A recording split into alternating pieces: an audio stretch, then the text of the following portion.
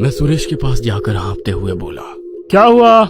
वहां पर टंकी के पीछे किसी ने छोटे बच्चे को गला काट कर मार डाला। क्या? हाँ, माँ कसम।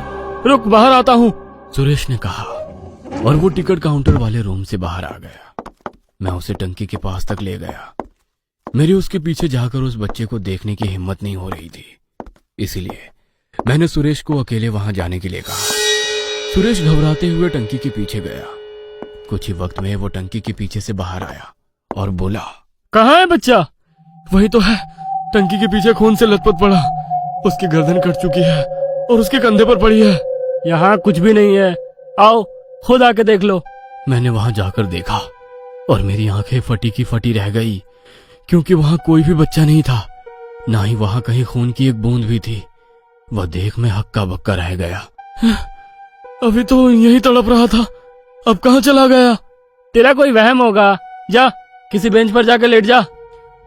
उसके दूसरे दिन रात में मैं रोज की तरह प्लेटफॉर्म पर टहल रहा था। आज प्लेटफॉर्म पर 2-3 पैसेंजर सामान के साथ दिखाई दे रहे थे। मैं प्लेटफॉर्म पर खड़ा था, तभी एक आदमी मेरे पास भागते हुए आया और बोला, भाई साहब, उस बेंच पर लेटा एक आदमी जोर जोर से रो रहा है। उसने चादर ओढ़ रखी है, ना जाने उसे क्या हो रहा है। यह सुन मुझे लगा कि शायद कोई गंभीर मामला है, इसलिए मैं भागते हुए उस आदमी के साथ बेंच के पास पहुंचा, जिस पर दूसरा आदमी चादर ओढ़े सोया था और वो रो रहा था। उसकी आवाज से वो कोई बूढ़ा आदमी लग रहा था। ओ चाचा, क्या हुआ? क्यों रो रहे हो? मैंने पूछा। मेरी आवाज सुन वो जोर से चीखा, मुझे छोड़ दो, मुझे छोड़ दो। क्या हुआ? अब रो क्यों रहे हो? मैंने पूछा, लेकिन वो केवल एक ही बात दोहरा रहा था, मुझे छोड़ दो, मुझे छोड़ दो।